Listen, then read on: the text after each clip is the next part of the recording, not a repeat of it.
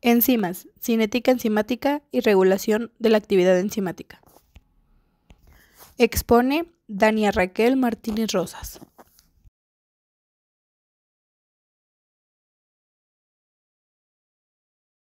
Introducción. La cinética enzimática hace referencia a los aspectos cuantitativos de las reacciones catalizadas por enzimas, así como a los factores que los modulan. El mantenimiento del estado estacionario de un individuo y los procesos homeostáticos que lo condicionan se fundamentan en un adecuado equilibrio de las reacciones enzimáticas que controlan dichos procesos, lo cual depende también de los mecanismos que regulan la actividad enzimática, puesto que prácticamente todos los procesos fisiológicos están controlados por enzimas. Resulta esencial comprender la forma en que se lleva a cabo la cinética enzimática y cómo se controla la actividad de las enzimas. Esto permite entender no solo las interacciones metabólicas de un individuo en las distintas condiciones de reposo o de cambios fisiológicos, como el ayuno o el ejercicio, sino también sus alteraciones en situaciones patológicas, tales como la hipoglucemia, la acidosis y la alcalosis metabólicas, o la acción de agentes farmacológicos, entre otras.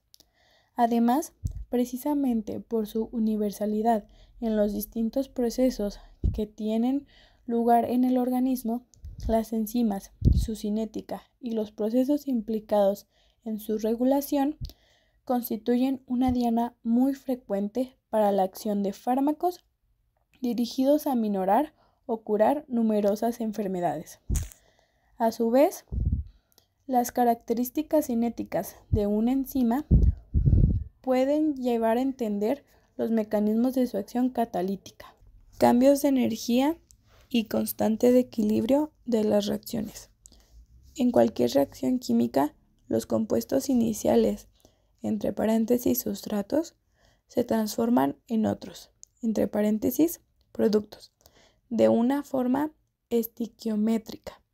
Así, por ejemplo, en una reacción con dos sustratos, entre paréntesis A y B, de los que reaccionan una molécula de cada uno, se llegan a formar una molécula de cada uno de sus dos sustratos, entre paréntesis C y D.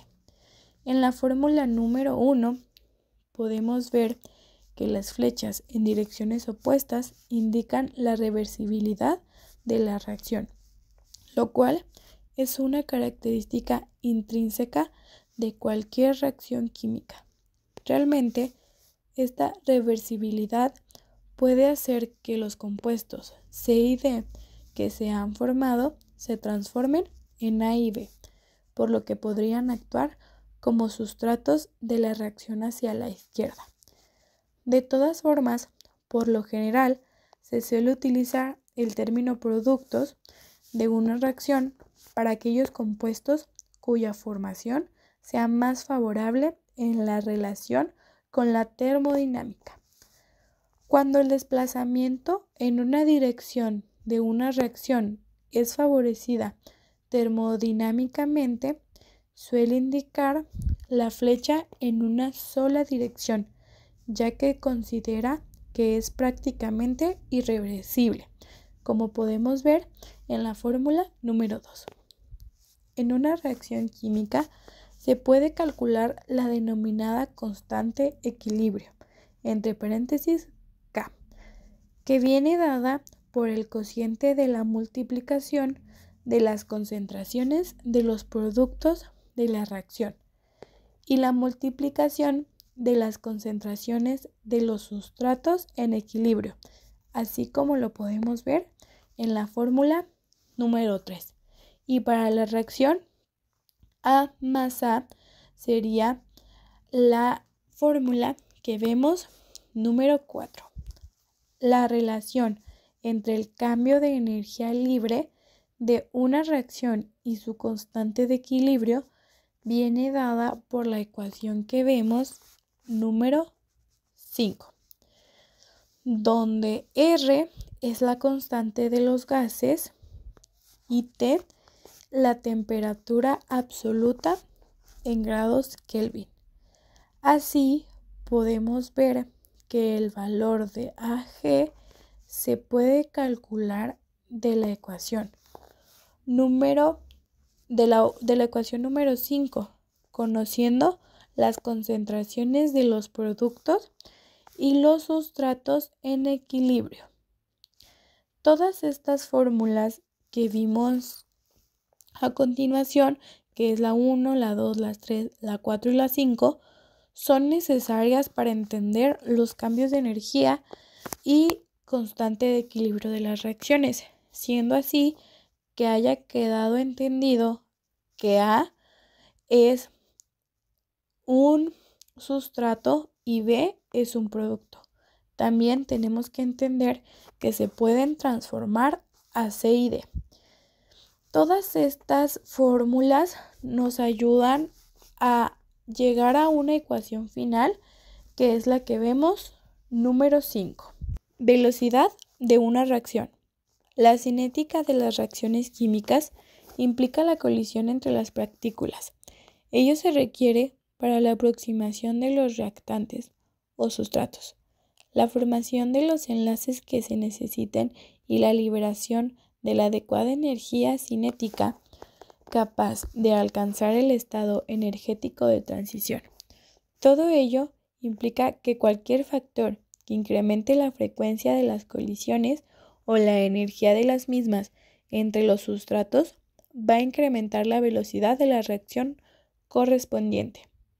Un aumento de la temperatura supone un incremento de la energía cinética de las moléculas que van a reaccionar.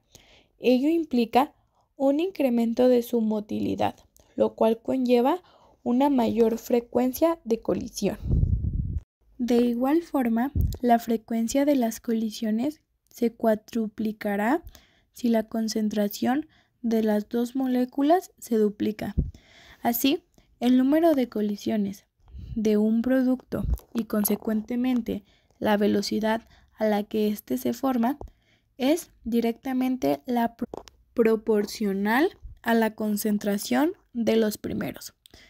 Esta concentración normalmente se expresa en molaridad, de forma que, como lo podemos ver en la fórmula número 1, donde el signo infinito indica la proporcionalidad. Y para el caso de una reacción en la que un número de moléculas de A sea el doble, lo podemos ver en la fórmula número 2. En la fórmula número 3 podemos ver donde la velocidad será proporcional. Y en la fórmula número 4 podemos ver de forma general cuando son N moléculas de A las que reaccionan con M moléculas de B. La reacción será como la fórmula número 5 y su velocidad como la fórmula número 6. En estas expresiones, el signo de proporcionalidad puede reemplazarse por el de igualdad cuando se tiene cuenta la constante de la reacción, que es función de la afinidad de los compuestos reactantes. En este caso, la velocidad de la reacción será como la fórmula número 6. Igualmente, puesto que todas las reacciones son de alguna forma reversibles, la velocidad de esa misma reacción hacia la izquierda será como la fórmula número 7. Cuando la reacción llega al equilibrio, las velocidades hacia la derecha y a la izquierda se igualan, es decir, como lo podemos ver en la reacción número 8, lo que es igual a la siguiente reacción, de forma que se puede ver como en la siguiente reacción, que sería la número 10. A su vez, puesto que el cociente de dos constantes es constante del cociente, precisamente la constante de equilibrio de la reacción, y así lo podemos ver en la fórmula número 11. Debe tenerse en cuenta que el equilibrio es una situación dinámica, de forma que aunque no haya cambio en las concentraciones del producto o de los sustratos, tanto uno como los otros están continuamente intercambiándose. A su vez, si el valor del constante de equilibrio es superior a la unidad en el equilibrio de la reacción, está desplazada hacia la derecha y a la inversa, si es menor que la unidad, en el equilibrio la reacción está desplazada hacia la izquierda.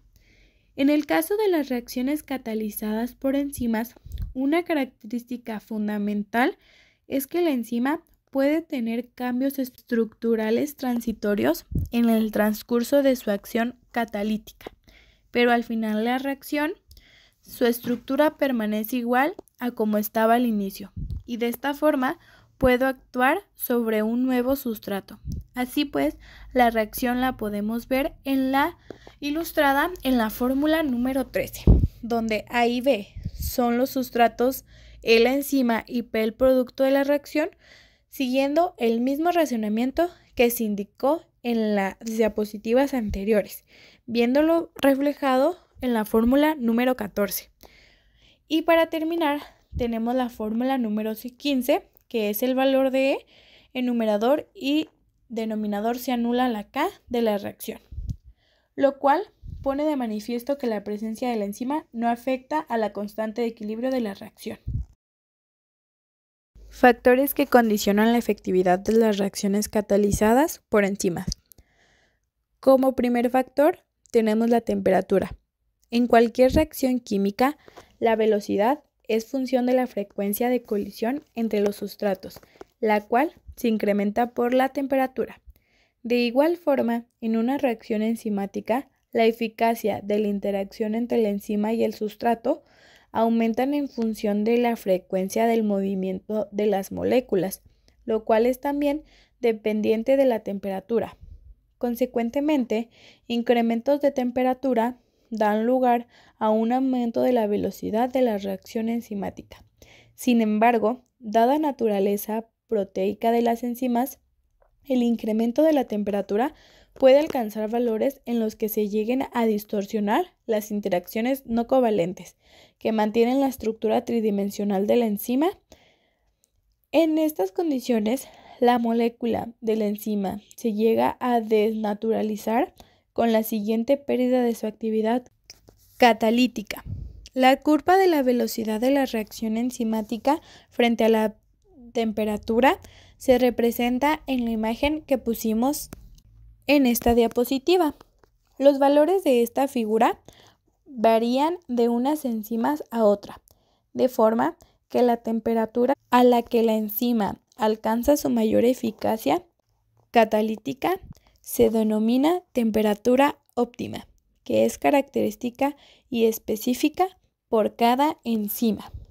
A su vez, la fase en que aumentos de la temperatura dan lugar a incrementos de velocidad puede ser cuantificada por el término denominado. La mayor parte de los cambios moleculares que tienen lugar en la acción catalítica de las enzimas implica modificaciones en la concentración de iones de hidrógeno. De hecho, la situación en que se encuentran los residuos de aminoácidos que forman los grupos catalíticos del sitio activo de las enzimas dependen del pH del medio. En la imagen podemos ver el efecto del pH en la velocidad de dos reacciones catalizadas por dos enzimas distintas, pepsina y quimotripsina. La interacción de la enzima con su sustrato depende de la carga de ambas moléculas, lo cual es dependiente del pH del medio. Como se puede observar, el pH óptimo de máxima efectividad varía de unas enzimas a otras. Concentración del sustrato. Para enzimas que tengan varios sustratos, las consideraciones que vamos a hacer a continuación son también válidas, en condiciones que las concentraciones de sustrato son bajas. La velocidad inicial de la reacción aumenta a medida que aumentan las concentraciones del sustrato. Gráficamente, el sistema funciona como se resume en la siguiente imagen, donde se pone en manifiesto que normalmente la concentración de la enzima es muy inferior a la del sustrato, y a bajas concentraciones de este todavía quedan bastantes moléculas de la enzima a las que las moléculas de sustrato no han logrado acoplarse. También podemos ver las tres distintas fórmulas que son necesarias para entender y completar la concentración del sustrato. Camila Soto González. En estas condiciones de saturación de la enzima, depende exclusivamente la rapidez con que se forma el producto y se disocia de la enzima, acoplándose a ella una nueva molécula de sustrato. En la imagen que se muestra podemos ver el efecto de la concentración del sustrato sobre la velocidad inicial de una reacción catalizada por una enzima. Este acoplamiento va aumentando a medida que se incrementa la concentración del sustrato, pero llega un punto en que todas las moléculas de la enzima están ocupadas por moléculas de sustrato, por lo que la velocidad de la reacción alcanza su valor más alto. En estas condiciones de saturación de la enzima, depende exclusivamente de la rapidez con que se forma el producto y se disocia de la enzima, acoplándose a ella una nueva molécula de sustrato. En la siguiente imagen podemos observar la representación de la variación de concentraciones de sustrato, S, enzima total, ET, enzima libre, E, enzima unida al sustrato, ES, y del producto, P, en el transcurso de una reacción enzimática. En el siguiente formulario podemos ver todo el proceso que se tiene que llevar a cabo sabiendo que E es enzima libre, S sustrato, ET enzima total, ES enzima unida al sustrato, P producto. Estas fórmulas son básicas para la ecuación Michaelis-Menten. Aquí podemos ver en orden cómo se llevan a cabo las fórmulas y cómo se llega a la fórmula final. En las últimas tres fórmulas podemos ver cómo se hace la ecuación si se considera que la concentración del sustrato es muy alta, cuando la concentración del sustrato es igual, cuando la concentración del sustrato es muy baja. En la práctica, cuando se realiza un estudio de la cinética de una enzima, dibujando la relación entre la velocidad inicial frente a distintas concentraciones de sustrato para cuantificar las dos constantes que identifican a la enzima, con frecuencia resulta que las concentraciones de sustrato que se requieren para alcanzar la velocidad máxima son exageradamente altas. En algunos casos, incluso se alcanzan valores de concentración de sustrato en los que se superan su propia solubilidad en el medio. Este problema se ha resuelto o reordenado la ecuación de la forma que se transforme en una representación lineal.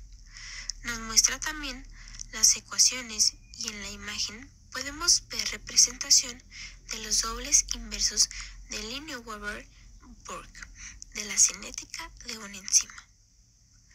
En cualquier reacción enzimática que se lleve a cabo en presencia de concentraciones altas de sustrato, de forma que éste no sea limitante, se puede representar la formación del producto en función del tiempo. En la primera imagen podemos ver la representación de Hadi-Hofstee de la ciencia de una enzima. Y en la otra imagen podemos observar la desaparición del sustrato o formación del producto en una función del tiempo t, en una reacción enzimática de orden 0. Es decir, cuando la concentración del sustrato es considerablemente alta, de forma que la velocidad de la reacción es independientemente dicha concentración.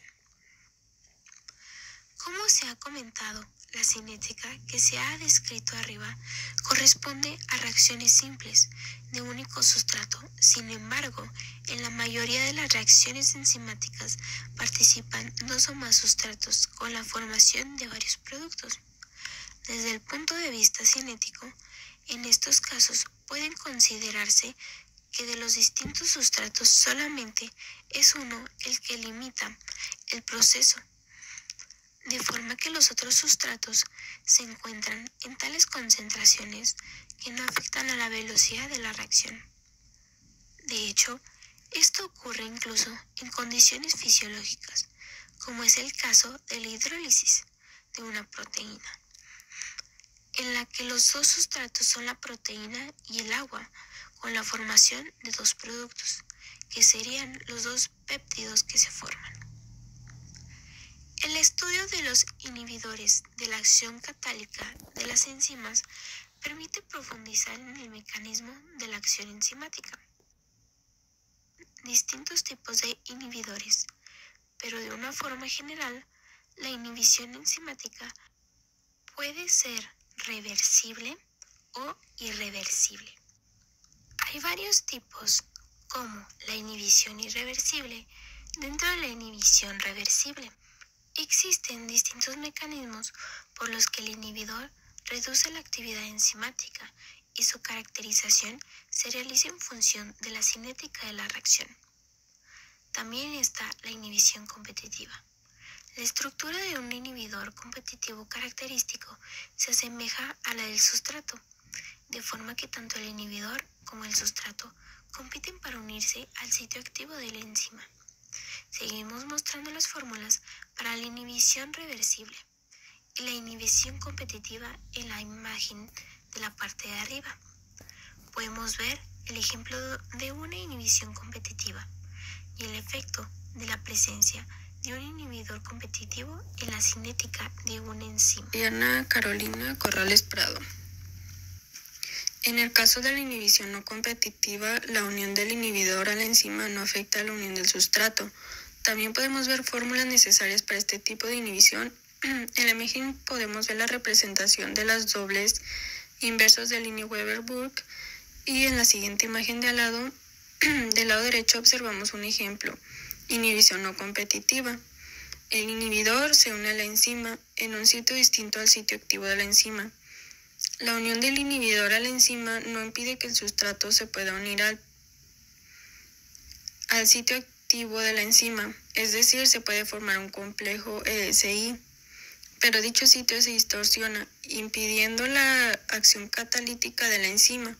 Esta acción, por tanto, tiene lugar únicamente cuando el sustrato se une a la enzima libre del inhibidor y, por último, en la imagen de en medio se representa gráficamente la representación directa de la velocidad inicial frente a las concentraciones de sustrato en presencia y en ausencia del inhibidor no competitivo. En la primera imagen podemos ver efecto de la presencia de un inhibidor no competitivo en la cinética de una enzima. En estas condiciones disminuye la Vmax porque la enzima resulta menos eficiente catalíticamente en presencia del inhibidor. Actúa como si hubiera menos moléculas de la enzima disponibles. Sin embargo, el valor de la Km se mantiene inalterado. Y en la otra observamos representación de las dobles inversos de Lineweaver-Burke de la cinética enzimática. En presencia de un inhibidor no competitivo, la enzima para el sustrato e incluso hay inhibidores que muestran características de una mezcla de inhibición competitiva y no competitiva. En estos casos, las representaciones cinéticas son distintas a las aquí comentadas, pero se escapa del propósito de este capítulo al analizarlas. Cinética de enzimas alostéricas, cinética sigmoidea. Podemos observar dos imágenes. La primera muestra la representación de una cinética sigmoidea, característica de las enzimas alostéricas. En esta cinética, la concentración de sustrato que corresponde a la mitad de la velocidad máxima, y en la segunda es la representación lineal de la ecuación de Hill, ecuación 58. En el texto, utilizada para cuantificar el valor de S50, que a veces se expresa como K0,5, el cual corresponde a la concentración de sustrato que produce la mitad de la velocidad máxima. En esta representación también se puede medir el grado de cooperatividad que viene dado por la pendiente de la receta.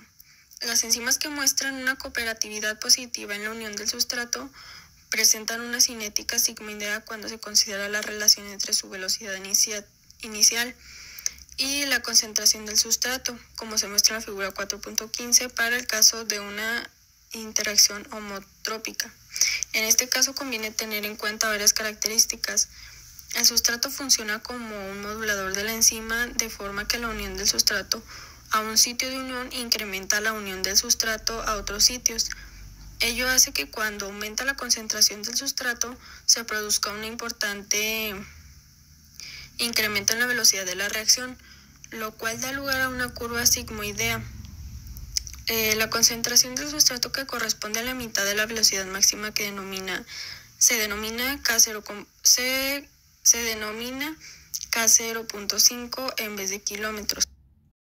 Aquellas reacciones que en una célula viva están interconectadas entre sí constituyen una vía metabólica, la cual normalmente incluye numerosas enzimas. Sin embargo, un control eficaz de la vía se realiza mediante la regulación de un escaso número de enzimas. Por lo general, el control más eficaz se ejerce sobre la enzima que cataliza la denominada reacción o etapa limitante, la cual se puede identificar por una o varias de las siguientes características que le diferencian del resto de las reacciones en la vía metabólica. Normalmente está catalizada por la enzima de la vía que presenta la Vmax más baja. Es la reacción que se encuentra más desplazada del equilibrio. Es frecuente que se encuentre próxima a una ramificación o encrucijada metabólica. En la primera imagen podemos observar cinética heterotrópica de una enzima alostérica y en la segunda regulación enzimática por cambio en la identidad de enzima, regulación a largo plazo, siendo este un esquema al respecto. En esta vemos la regulación de la actividad enzimática por efectores alostéricos, regulación no covalente y reversible, donde se muestra una imagen del esquema de la inhibición feedback. En ella, un aumento en la concentración del producto final de una vía metabólica. En este caso, el compuesto inhibe a una de las primeras enzimas de la vía que cataliza su reacción limitante, en este caso la enzima E1. También observamos la regulación de la actividad enzimática por modificaciones covalentes, donde tenemos la imagen de esquema de inhibición feedback múltiple, correspondiente a una vía metabólica ramificada. En este tipo de inhibición, los productos finales de la vía inhiben a distintas enzimas de la misma. Y por último, observamos dos imágenes. La primera representa ejemplo de proteólisis selectiva de una molécula de proenzima o simógeno. En este caso, el quimotripsinógeno, también denominado proquimotripsina, en su transformación a su forma activa. La A-quimotripsina y la otra esquema de la regulación de una enzima interconvertible. Esta mediante su modificación covalente a través de un proceso de fosforilación y desfosforilación en un residuo de serina, catalizada a su vez por la acción de una quinasa y una fosfata. Concluimos con que todas las reacciones catalizadas por enzimas pueden ser reversibles, pero el término de velocidad corresponde a su velocidad cuando aún no se ha formado un producto y por tanto la reacción transcurre a una sola dirección. Las enzimas alostéricas presentan una cinética sigmoidea y son moduladas por efectores positivos y negativos. La regulación enzimática puede realizarse bien por cambio en la cantidad de enzima o bien controlando su actividad sin modificar su concentración.